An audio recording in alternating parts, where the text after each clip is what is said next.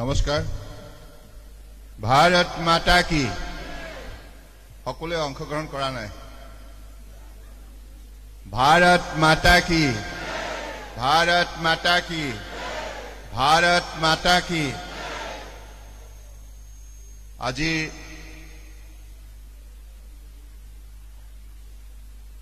এটি পবিত্ৰ দিন অসমৰ ৰাইজৰ বাবে। আজি ৰাভা দিৱস। কলাগুৰু বিষ্ণুপ্ৰসাদ ৰাভাৰ পবিত্ৰ স্মৃতিত অসমীয়া সমাজে আৰু সাংস্কৃতিক প্ৰেমী ৰাইজে অসমৰ যিসকল সতি সন্ততি অসম ৰাজ্যৰ উপৰিও ভাৰতবৰ্ষৰ বিশ্বৰ বিভিন্ন প্ৰান্তত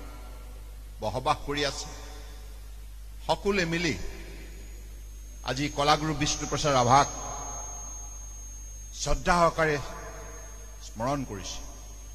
আৰু সকলোৱে তেখেতৰ শ্ৰীচৰণত কোটি কোটি প্ৰণাম জনাইছে। আৰু আমি সকলোৱে এই কথা অসমৰ সমাজ জীৱনত একোগৰাকী দায়িত্বশীল ব্যক্তি হিচাপে অসমৰ কৃষ্টি সংস্কৃতি আমাৰ যিটো সামাজিক আধ্যাত্মিক পৰম্পৰাৰ মূল্যবোধ আছে, এই মূল্যবোধক এটা সৌন্দৰ্য ৰূপ প্ৰদান কৰাৰ ক্ষেত্ৰত কলাগুৰু বিষ্ণুপ্ৰসাদ ৰাভাই জীৱনকালত উল্লেখযোগ্য বৰঙণি আগবঢ়ালে, গভীৰ সাধনাত মগ্ন হল, শিল্পকলা চৰ্চাৰ ক্ষেত্ৰত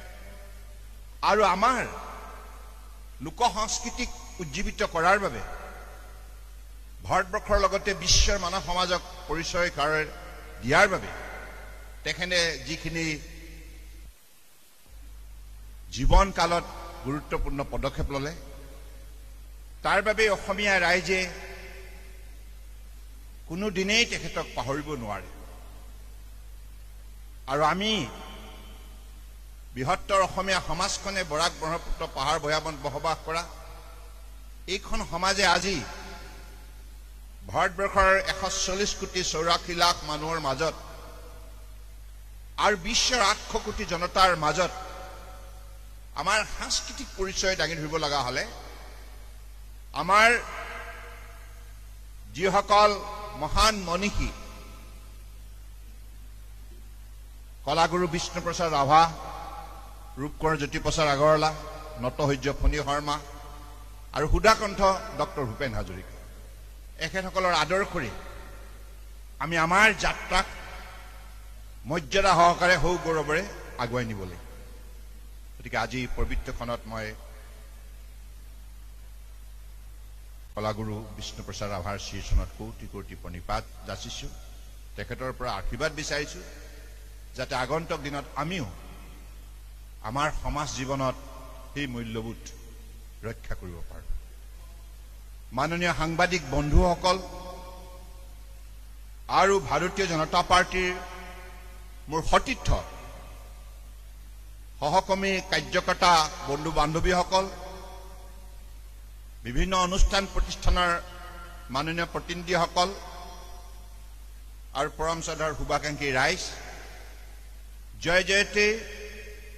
আজি এই আদৰণি সভাত আপোনালোকে উপস্থিত থাকি এই সভাজনক ডিব্ৰুগড় লোকসভা সমষ্টিৰ ৰাইজৰ বাবে নিষ্ঠাৰে কাম কৰাৰ নিমিত্তে যিখিনি উদগনি দিলে, আশীৰ্বাদ দিলে, মৰম যাচিলে, তাৰ বাবে প্ৰতিগৰাকীলৈ মই আন্তৰিক কৃতজ্ঞতা জ্ঞাপন কৰিছোঁ। আৰু আজি এই অনুষ্ঠানৰ প্ৰধান উদ্যোক্তা আমাৰ মাননীয় ডিব্ৰুগড় বিধানসভা সমষ্টিৰ জনপ্ৰিয় বিধায়ক প্ৰশান্ত ফুকন ডাঙৰীয়াৰ বিশেষ তৎপৰতাত আৰু তিনিটা মণ্ডলৰ মাননীয় সভাপতিসকলৰ সহযোগত পৌৰ নিগমৰ নিৰ্বাচিত প্ৰতিনিধিসকলৰ সহযোগত আপোনালোকে সকলোৱে মিলি দলৰ বুথ কমিটি, পৃষ্ঠা প্ৰমুখ, শক্তি কেন্দ্ৰ, বিস্তাৰক আৰু মণ্ডলৰ আৰু মৰ্চাৰ বিষয়ববী আৰু কাৰ্যকৰ্তা বন্ধুসকলে যিখিনি আপোনালোকে উদ্যোগ ললে তাৰ বাবে মই আপোনালোকক আন্তৰিক শ্ৰদ্ধা জ্ঞাপন কৰিছো, কৃতজ্ঞতা জ্ঞাপন কৰিছো। এই অনুষ্ঠানত বেছি দীঘলীয়া বক্তব্য দিয়াৰ মই প্ৰয়োজন বোধ কৰা নাই, কাৰণ ভৱিষ্যতলৈ আমি বহুত কথা পাতিম। আজি বতৰো বেয়া, প্ৰশান্ত ফুকন ডাঙৰীয়াই কৈছে, আৰু আমাৰ এই অনুষ্ঠানৰ অন্যতম প্ৰধান উদ্যোক্তা আমাৰ ৰাজ্যিক সমিতিৰ সদস্য মাধুৰ্য নাথ ডাঙৰীয়াই মোক কৈছে যে বহু সময় আগতে আমাৰ ইয়াত ৰাইজ আহি আমাৰ অপেক্ষাত ৰৈ আছে। গতিকে মই বেছি সময় আপোনালোকক আমনি নিদিওঁ, কেৱল এটাই কথা কওঁ, ফুকন ডাঙৰীয়াই কোৱাৰ দৰে আমাৰ অভিজ্ঞ পুষ্ট আমাৰ সকলোৱে মৰমৰ শ্ৰদ্ধা ৰামেশ্বৰ তেলী ডাঙৰীয়া আছে। আমি আগন্তুক দিনত বিধায়ক আৰু প্ৰাক্তন সাংসদ আৰু আমাৰ দলৰ কাৰ্যকৰ্তা বন্ধু বান্ধৱীৰ সৈতে আলাপ আলোচনা কৰি আমাৰ জিলাৰ সভাপতি উজ্জ্বল কাশ্যপ ডাঙৰীয়াৰ লগতে সকলোৱে আগন্তুক দিনত আমি আলাপ আলোচনা কৰি নিশ্চিতভাৱে ৰাইজৰ কামবিলাক নিখুঁতভাৱে কৰিব লাগিব। আৰু এই গোটেই কথাখিনি, কাৰণ 10টা সমষ্টি আছে, 10টা সমষ্টিৰ মাননীয় 10 গৰাকী বিধায়ক, আমাৰ 2 গৰাকী মন্ত্ৰীও আছে, আৰু সকলোৰে লগত মিলি 2খন জিলাৰ সভাপতি আৰু মণ্ডলৰ সভাপতিসকলৰ লগত আলাপ আলোচনা কৰি আৰু পৌৰ নিগম, পৌৰসভা, আমাৰ দায়িত্বশীল নিৰ্বাচিত প্ৰতিনিধিসকলৰ লগত আলাপ আলোচনা কৰি, নাগৰিকসকলৰ লগত আলাপ আলোচনা কৰি নিশ্চিতভাৱে আগন্তুক দিনত আমি এই সমষ্টিৰ উন্নয়নৰ বাবে কাম কৰিব লাগিব। আৰু এইটো স্পষ্ট কথা, ডিব্ৰুগড় লোকসভা সমষ্টি বুলি ক'লে সকলোৱে যেতিয়াই ইতিহাস অধ্যয়ন কৰে ইংৰাজৰ দিনৰ পৰাই, তেতিয়াই সেইখন ঠাই তেখেতসকলে আৱিষ্কাৰ কৰে যিখন ঠাইৰ পৰাই উদ্যোগীকৰণৰ গোটেই বিপ্লৱ ইংৰাজসকলে আৰম্ভ কৰিছিল। চাহ উদ্যোগ হওক, তেল উদ্যোগ হওক, কয়লা উদ্যোগ হওক, বা বিভিন্ন ধৰণৰ কাঠৰ উদ্যোগ হওক, বিভিন্ন পৰ্যায়ত উদ্যোগৰ বাবে এটা শক্তিশালী গোটেই ভাৰতবৰ্ষৰ বুকুত বাতাবৰণ সৃষ্টি কৰাৰ বাবে ইংৰাজসকলে আৰম্ভ কৰিছিল। এই কথা সকলোৱে জানে। ৰোড হিষ্ট্ৰী অফ আছাম অধ্যয়ন কৰিলে আৰু বিভিন্ন গৰাকী বিশিষ্ট ব্যক্তিৰ লিখনিৰ যিবিলাক কথা প্ৰকাশ পাইছে, সেই ইতিহাসৰ পাতত এই কথাবিলাক জল জল পটপটকে দৃষ্টান্তমূলক উদাহৰণ হিচাপে এতিয়াও ভৰ্তি আছে। গতিকে ইংৰাজৰ দিনতেই যাতায়াত আৰু যোগাযোগৰ ক্ষেত্ৰত ভাৰতবৰ্ষত এটা শক্তিশালী বিপ্লৱ সূচনা হৈছিল, আৰু সেইটো আৰম্ভ কৰাৰ অন্যতম অঞ্চল আছিল ডিব্ৰুগড়। ইংৰাজসকলে প্ৰথম ৰেলৱে লাইন মহাৰাষ্ট্ৰৰ থানাত আৰম্ভ কৰিলে, দ্বিতীয়টোৱে ডিব্ৰু-চৈখোৱা ৰেলৱে লাইন। ইয়াৰ উপৰিও জলপথেদি ব্ৰহ্মপুত্ৰ বুকুৱেদি পৃথিৱীৰ বিভিন্ন প্ৰান্তলৈ যে আমদানি ৰপ্তানি বিভিন্ন যাৱতীয় সামগ্ৰী আমাক দৰকাৰী যিখিনি আমি বিদেশৰ পৰা অনা, ভাৰতবৰ্ষৰ অন্যান্য অঞ্চলৰ পৰা অনা, আৰু আমাৰ যিখিনি সামগ্ৰী বিশ্ব বজাৰত বিক্ৰী হোৱাৰ যিটো চাহিদা প্ৰতি লক্ষ্য ৰাখি আমদানি ৰপ্তানিৰ বাবেও জলপথক তেখেতসকলে সঠিকভাৱে ব্যৱহাৰ কৰা দৃষ্টান্তমূলক উদাহৰণ ইংৰাজসকলে দাঙি ধৰিছে। গতিকে ইয়াৰ উপৰি ডিব্ৰুগড় চহৰ 180 বছৰ অতিক্ৰম কৰা চহৰ, যিখন চহৰে আজি পৌৰ নিগমৰ মৰ্যাদা লাভ কৰিবলৈ সক্ষম হৈছে। ইয়াৰ কাৰণে নিশ্চিতভাৱে অসম চৰকাৰৰ মাননীয় মুখ্যমন্ত্ৰী ডক্টৰ হিমন্ত বিশ্ব শৰ্মা ডাঙৰীয়া, বিভাগৰ মন্ত্ৰী অশোক সিংঘাল ডাঙৰীয়াৰ লগতে আমাৰ মাননীয় প্ৰাক্তন সাংসদ ৰামেশ্বৰ তেলী ডাঙৰীয়া আৰু ইয়াৰ স্থানীয় বিধায়ক জনপ্ৰিয় প্ৰশান্ত ফুকন ডাঙৰীয়াৰ বিশেষ প্ৰচেষ্টাত ডিব্ৰুগড় ৰাইজৰ আন্তৰিক প্ৰচেষ্টাত এইবিলাক কাম সম্ভৱ হৈ উঠিল পৌৰ সভাৰ পৰা পৌৰ নিগম এইটো এটা ভাৰতবৰ্ষৰ বুকুত আমি এইখন চহৰৰ বাসিন্দা হিচাপে মৰ্যাদা সহকাৰে আমাৰ পৰিচয় দাঙি ধৰিব পাৰোঁ আমি ক'ত থাকোঁ ডিব্ৰুগড়ত থাকোঁ ডিব্ৰুগড় যেটো লোকেল এডমিনিষ্ট্ৰেশ্যনটো কি টাউন কমিটি নে পৌৰ সভা নে পৌৰ নিগম আমি এতিয়া ক'ব পাৰোঁ পৌৰ নিগমত থাকোঁ কৰ্পৰেশ্যন গতিকে সেই মৰ্যাদা আজি ডিব্ৰুগড় ৰাইজে বুটলিবলৈ সক্ষম হৈছে গতিকে মই এইখিনি কথা এইকাৰণে কৈছোঁ ডিব্ৰুগড় চহৰৰ যিটো ঐতিহ্য ইয়াৰ শক্তিশালী যিটো ইতিহাস তাহানিতে ইয়াত ইম্পেৰিয়েল বেংক আৰম্ভ হৈছিল 1923 চনত ইয়াৰ উপৰিও আসাম ৰাইফল ইত্যাদি ইত্যাদি বিভিন্ন শক্তিশালী ইতিহাস ব্যৱসায় বাণিজ্যৰ ক্ষেত্ৰত এই ডিব্ৰুগড়ে ভাৰতবৰ্ষৰ বুকুত আগৰণুৱা হিচাপে নিজৰ ভূমিকা পালন কৰিছে গতিকে মই ভাবোঁ যে এই সমষ্টিটোৰ আজি তিনিচুকীয়া যিখন চহৰ উত্তৰ পূৰ্বাঞ্চলৰ লিডিং ট্ৰেডিং চেণ্টাৰ হিচাপে ভাৰতবৰ্ষৰ বুকুত জনাজাত ব্যৱসায় বাণিজ্য বেহা বেপাৰ এই সকলোবিলাকৰ ক্ষেত্ৰত আজি তিনিচুকীয়া এখন আগৰণুৱা চহৰ হিচাপে ভাৰতবৰ্ষৰ বুকুত পৰিচিত আৰু ডিগবৈ পৃথিৱীৰ সৰ্বাতোতকৈ পুৰণি শোধনাগাৰ অৱস্থিত আৰু পৃথিৱীৰ সৰ্বাতোতকৈ পুৰণি কয়লা খনিৰ পৃথিৱীৰ বিভিন্ন ঠাইত অধ্যয়ন কৰিলে অন্যতম হিচাপে আসাম ট্ৰেডিং কোম্পানী হিচাপে সেই মাৰ্ঘেৰিটাত কেনেধৰণে খনন কাৰ্য আৰম্ভ কৰিছিল এই কথাও আমাৰ মনলৈ আহে ষ্টিলৱেল ৰোড গতিকে এনেকুৱা বহু শক্তিশালী ইতিহাস আছে দ্বিতীয় মহাযুদ্ধ কেনেধৰণে এই ডিব্ৰুগড়ৰ দিনজানত আকাশ মাৰ্গত আমেৰিকা ব্ৰিটেইন জাৰ্মান জাপানৰ মাজত দমল যুদ্ধ হৈছিল গতিকে এই কথাবিলাক মানুহে জানে কেনেধৰণে চাহ উদ্যোগ 1838 জয়পুৰ চাহ বাগিচাৰ পৰা আৰম্ভ হৈছিল গতিকে সকলোবিলাক পুৰণি ঐতিহ্য শক্তিশালী ইতিহাস এই ডিব্ৰুগড় লোকসভা সমষ্টিত বিৰাজমান গতিকে এই সমষ্টিয়ে আগন্তুক দিনত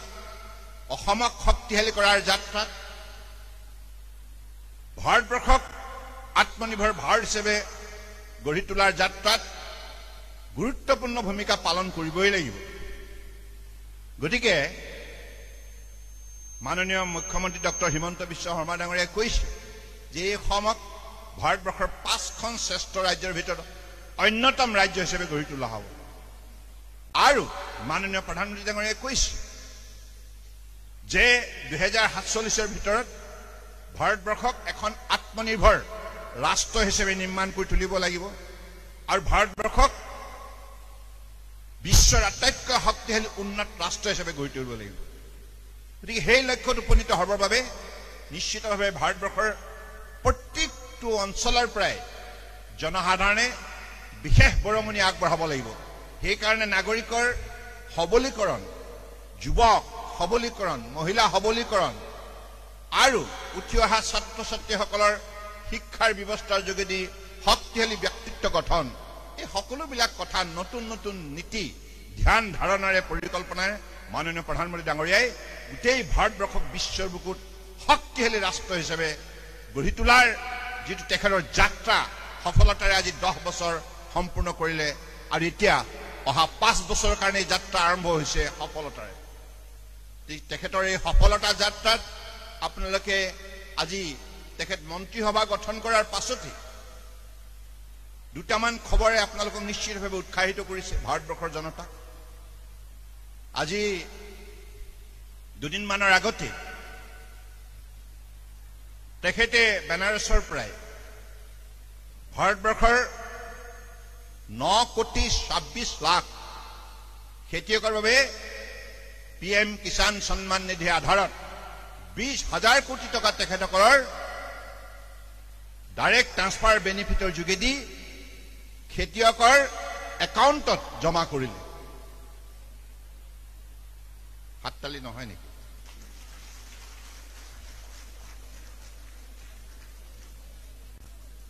আমি খেতিয়কৰ সন্তান সতি সন্ততি ইয়াত যিমান বহি আছো আমাৰ সকলোৰে মাতৃপিতৃৰ পৰিচয় হৈছে খেতিয়ক। কৃষিজীৱী ৰাইজ অসম। কৃষি অবিহনে আমি কেতিয়াও আমাৰ পৰিচয় সম্পূৰ্ণ কৰিব নোৱাৰো। আৰু ভগৱানে তেনেধৰণৰ এটা জলবায়ু আমাক দিছে। নদ নদী খাল বিল জান জুৰি পাহাৰ ভৈয়াম আৰু সেউজীয়া গছ গছনি আৰু আটাইতকৈ ডাঙৰ কথা বিশুদ্ধ পানী, খোৱা পানী আৰু লগতে মাটিৰ উৰ্বৰতা, প্ৰাকৃতিক উৰ্বৰতা, সম্পদ সম্ভাৱনা শক্তিৰে পৰিপুষ্ট অসম। গতিকে এইখন অসমত খেতিয়কে মাননীয় প্ৰধানমন্ত্ৰী ডাঙৰীয়াৰ পৰা যিখিনি সহযোগিতা লাভ কৰিছে 2019 ফেব্ৰুৱাৰী মাহৰ পৰা এই PM কিষাণ সন্মান নিধি কাৰ্যসূচী আৰম্ভ হয়। বছৰেকত 3টা ইনষ্টলমেণ্ট পায় আৰু এইটো এটা 17 নম্বৰ ইনষ্টলমেণ্ট আছিল। গতিকে আজি যেনেধৰণে মাননীয় প্ৰধানমন্ত্ৰী ডাঙৰীয়াই খেতিয়কৰ উপাৰ্জন দুগুণ কৰাৰ লক্ষ্য স্থিৰ কৰিছে, তাৰ বাবে খেতিয়কৰ ফাৰ্টিলাইজাৰ দামটো কমাই দিছে। অন্যান্য ৰাষ্ট্ৰবিলাকত 3,000, ইয়াত 700 টকাতে সাবসিডাইজ ৰেটত দিছে। আৰু PM কিষাণ, PM সন্মান নিধি, PM ফসল বীমা যোজনা, soil health card, Kisan credit card, বিভিন্ন আঁচনিৰে খেতিয়ক ৰাইজক সবল কৰাৰ যিটো মানসিকতা। আৰু ইয়াৰ উপৰি আপোনালোকে দেখিলে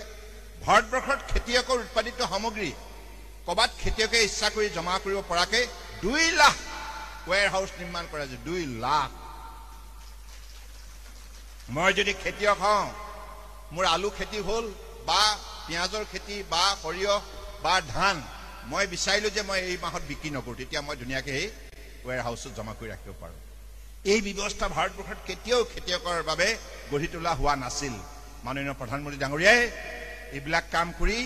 তেখেতে আজি ভাৰতবৰ্ষৰ খেতিয়কৰ শক্তি বৃদ্ধি কৰিছে, উপাৰ্জন বৃদ্ধি কৰিছে। আৰু তেখেতে জানে যে ভাৰতবৰ্ষৰ খেতিয়কসকল শক্তিশালী হ'লেই ভাৰত আত্মনিৰ্ভৰ ৰাষ্ট্ৰ হ'ব, ভাৰত বিশ্বৰ বুকুত উন্নত ৰাষ্ট্ৰ হিচাপে নিজৰ পৰিচয় দাঙি ধৰিব পাৰিব। সেইকাৰণে খেতিয়কৰ চিন্তা, মহিলা সবলীকৰণ, মহিলাসকলৰ উপাৰ্জন বৃদ্ধি কৰাৰ বাবে বিভিন্ন আঁচনিৰ যোগেদি আত্মসহায়ক গোটেই হওক বা অন্যান্য জীৱিকা হকীয় সকলোকে শক্তিশালী কৰাৰ যাত্ৰাত তেখেতে যিখিনি সহযোগিতা আগবঢ়াইছে, তাৰ বাবে আজি বৈপ্লৱিক পৰিৱৰ্তন সম্ভৱ হৈছে। আৰু যোৱাকালি কেবিনেটৰ কথা ফুকন ডাঙৰীয়াই ক'লেই, যোৱাকালি মিনিমাম ছাপোৰ্ট প্ৰাইচ খেতিয়কৰ বাবে 2 লাখতকৈ অধিক কোটি টকা তেখেতে আজি খেতিয়কৰ ৰাইজৰ বাবে উপলব্ধ কৰিলে। ইয়াৰ উপৰি এই অভাজনৰ পোৰ্ট শ্বিপিং ৱাটাৰৱেজ, যিটো মন্ত্ৰালয় পুনৰ মাননীয় প্ৰধানমন্ত্ৰী ডাঙৰীয়াই পুনৰ এই অভাজনৰ ওপৰত আস্থা প্ৰকাশ কৰি দায়িত্ব অৰ্পণ কৰিলে পৰিচালনা কৰাৰ বাবে। যোৱাকালি কেবিনেটত যিটো প্ৰস্তাৱ গৃহীত হ'ল, ইয়াৰ আজ্ঞাখন আপোনালোকে দেখিছে। পৃথিৱীৰ বুকুত প্ৰায় 150খন মেৰিটাইম নেশ্যন বুলি কয়, যাৰ সাগৰেদি ব্যৱসায় বাণিজ্য, নদীয়েদি ব্যৱসায় বাণিজ্য কৰে। আমেৰিকা, ইণ্ডিয়া, জাপান, বিভিন্ন ঠাইলৈ, আফ্ৰিকা, ইউৰোপ, কানাডা, চাইনা, উত্তৰ কোৰিয়া, দক্ষিণ কোৰিয়া, পৃথিৱীৰ বুকুত যিমান কেইখন মহাদেশ আছে, মেডিটেৰিয়ান চিৰ পৰা আৰম্ভ কৰি Atlantic ocean, Pacific ocean, Indian ocean, বাকী আৰৱ সাগৰ, বংগোপসাগৰ, এনেধৰণে যিটো জলাশয় আছে পৃথিৱীৰ বুকুত, আপোনালোকে জানে 4 ভাগৰ ভিতৰত 1 ভাগ মাটি, 3 ভাগ পানী। আৰু তাহানি প্ৰায় তেজীমলাৰ কাহিনীবিলাক পঢ়িছে নহয়, সদাগৰ বুলি ক'লে নাৱৰ দি আহে নহয়। গতিকে ভাস্কো দা গামাও ইণ্ডিয়ালৈ আহিছিল, জাহাজ দি আহিছিল। স্বামী বিবেকানন্দও চিকাগোলৈ গৈছিল, জাহাজেৰে গৈছিল। গতিকে তাহানি প্ৰায় ব্যৱসায় বাণিজ্য, আমাৰ সাংস্কৃতিক আদান প্ৰদান, মানৱ সম্বন্ধ গঢ় দিয়াৰ ক্ষেত্ৰত জলপথে গুৰুত্বপূৰ্ণ ভূমিকা আজি 5000 বছৰৰ পৰাই পালন কৰি আহিছে আৰু আগন্তুক দিনত এই যাত্ৰাৰ যোগেদি বিশ্বৰ বুকুত প্ৰতিখন ৰাষ্ট্ৰই নিজক আৰ্থিকভাৱে সবল কৰাৰ যাত্ৰাত আজি সফল হৈছে মাননীয় প্ৰধানমন্ত্ৰী ডাঙৰীয়াৰ বলিষ্ঠ নেতৃত্বত আজি এই যাত্ৰাত ভাৰতবৰ্ষয়ো উল্লেখযোগ্য সফলতা অৰ্জন কৰিছে যোৱা পৰহি দিনাখন আপোনালোকে দেখিলে ৱৰ্ল্ড বেংক আমেৰিকাৰ পৰা এই সমীক্ষাৰ ভিত্তিত আজিলৈকে ভাৰতবৰ্ষৰ কোনো পোৰ্টে সেইখিনি সফলতা অৰ্জন কৰিব পৰা নাছিল যিটো যোৱা এসপ্তাহৰ ভিতৰত ৱৰ্ল্ড বেংকৰ যিখন তালিকা প্ৰকাশ পালে তেখেতসকলৰ গোটেই বিশ্বৰ বুকুত ৰেংকিং দিয়ে ৰেংকিং পাৰদৰ্শিতাৰ ভিত্তিত যোগ্যতাৰ ভিত্তিত সফলতাৰ ভিত্তিত সেই ভিত্তিত আমাৰ মন্ত্ৰালয়ে প্ৰায় আপোনালোকে দেখিছে যে পূৰ্বতে বহুবিলাক পোৰ্টৰ স্থান 100কৈ তলত আছে বিশাখাপট্টনম যিটো পোৰ্ট বৰ্তমান বিশ্বৰ 20টা আগশাৰীৰ পোৰ্টৰ ভিতৰত অন্যতম হিচাপে 19 নম্বৰত স্থান পাইছে সেইটো আজি 2 বছৰ আগলৈকে 115 স্থানত আছিল 115ৰ পৰা 19 স্থানলৈ জাপ মাৰিলে গতিকে এই সফলতা বিৰাট সফলতা এই সফলতা সম্ভৱ হৈছে পৰম শ্ৰদ্ধাৰ নৰেন্দ্ৰ মোদী ডাঙৰীয়াৰ তেখেতৰ ভিজন কাৰণে তেখেতৰ দক্ষতাৰ যোগ্যতাৰ বাবে আৰু আমাৰ ভাৰতবৰ্ষৰ 9টা পোৰ্টে 100টা শ্ৰেষ্ঠ পোৰ্টৰ ভিতৰত স্থান পাবলৈ সক্ষম হৈছে 9টা আৰু যোৱাকালি এটা প্ৰস্তাৱ গৃহীত হ'ল এই প্ৰস্তাৱ মতে প্ৰায় 80,000 কোটি টকা ব্যয় কৰি ভাৰতবৰ্ষৰ আটাইতকৈ ডাঙৰ আৰু পৃথিৱীৰ এই পোৰ্টটো সম্পূৰ্ণ হোৱাৰ পাছত পৃথিৱীৰ 10টা শ্ৰেষ্ঠ পোৰ্টৰ ভিতৰত বন্দৰৰ ভিতৰত অন্যতম হিচাপে পৰিগণিত হ'ব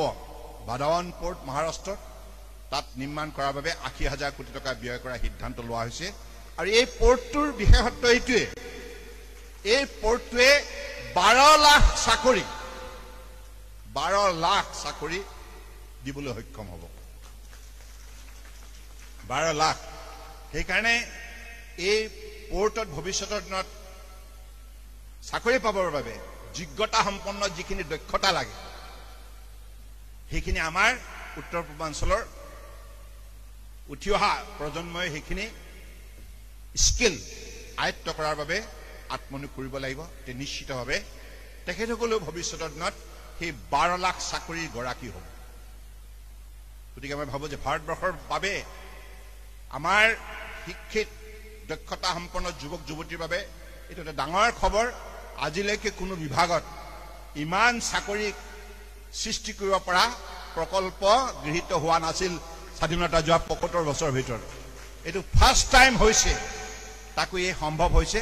নৰেন্দ্ৰ মোদী ডাঙৰীয়াৰ বলিষ্ঠ নেতৃত্বৰ বাবে গতিকে মই ভাবোঁ যে এইখিনি কথা এইকাৰণে ক'লো আজি তাৰিখৰ দৰকাৰ আপোনালোকে পেপাৰত পঢ়িছে আজি গোটেই ৰাষ্ট্ৰীয় আন্তঃৰাষ্ট্ৰীয় কাকতত এই নিউজটোৱে শিৰোনামা দখল কৰিছে বাদাৱান পোৰ্ট মহাৰাষ্ট্ৰৰ আৰু ইয়াৰ এই পোৰ্টটো এই বন্দৰটোৰ গভীৰতা হ'ব 20 মিটাৰ অৰ্থাৎ আপুনি ফুটেদি যদি জোখে ই গৈ পেলাই 75 ফুট মান হ'ব দ আগৰখন তালৈকে যিবিলাক জাহাজ আহিব এখন এখন জাহাজে 2.5 লাখ টন অৰ্থাৎ 15,000 ট্ৰাকে অনা গোটেই সামগ্ৰী এখন জাহাজতে লোডিং কৰিব পৰা যায় বুজি পাইছেনে কথাটো জাহাজখন ইমান ডাঙৰ হ'ব এখন জাহাজত আপোনালোকে শুনি ভাল পাব আমি ট্ৰাকবিলাকহে দেখিছোঁ ট্ৰাকত 20 টন 30 টন যায় গতিকে এখন জাহাজত ইমান ডাঙৰ ডাঙৰ পৃথিৱীৰ বুকুত জাহাজ আছে 15,000 ট্ৰাকে অনা জাহাজৰ সামগ্ৰী এখন জাহাজতে লোডিং কৰিব পাৰে আৰু ইয়াৰ কাৰণে বন্দৰটো দ হ'ব লাগে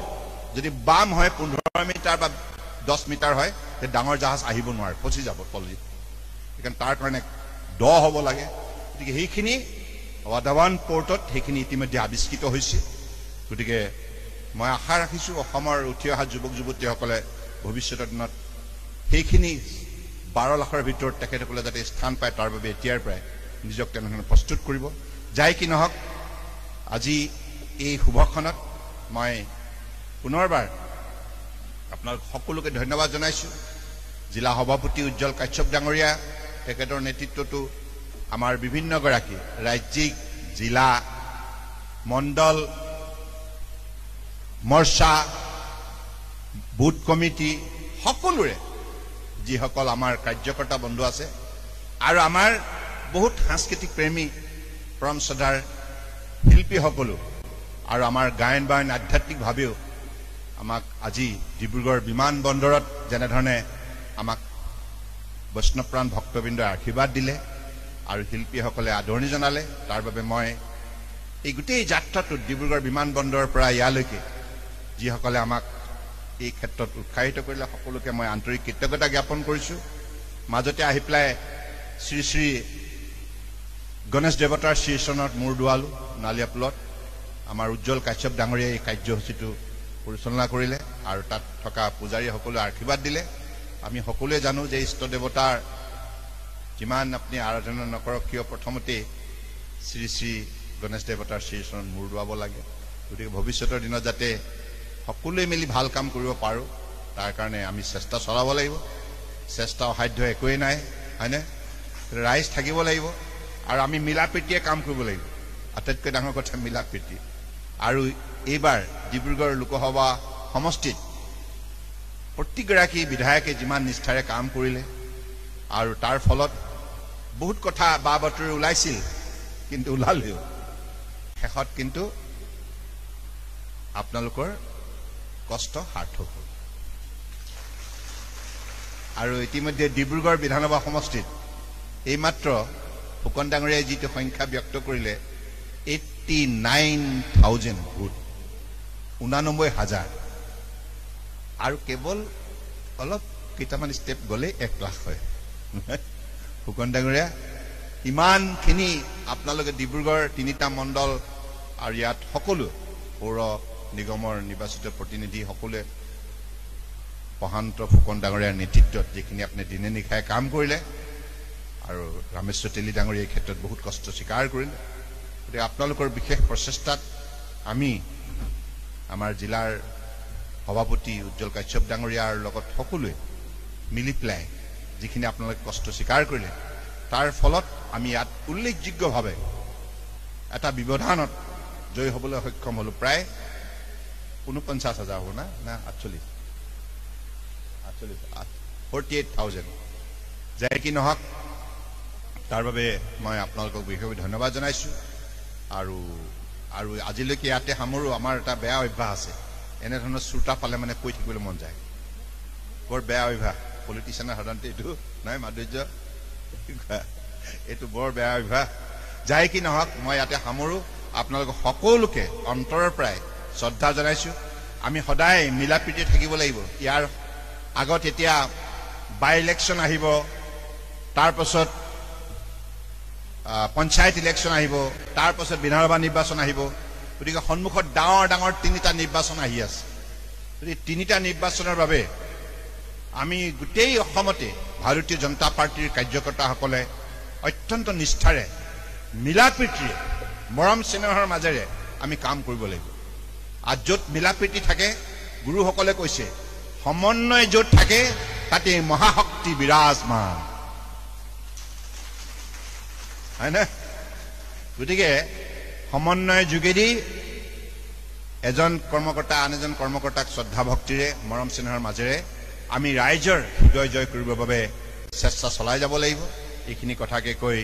মই পুনৰবাৰ সকলোৰে প্ৰতি শ্ৰদ্ধা আৰু কৃতজ্ঞতা জনাই মোৰ একাষাৰ সামৰিছো ভাৰত মাতা কি ভাৰত মাতা কি ভাৰত মাতা কি জয় আই অসম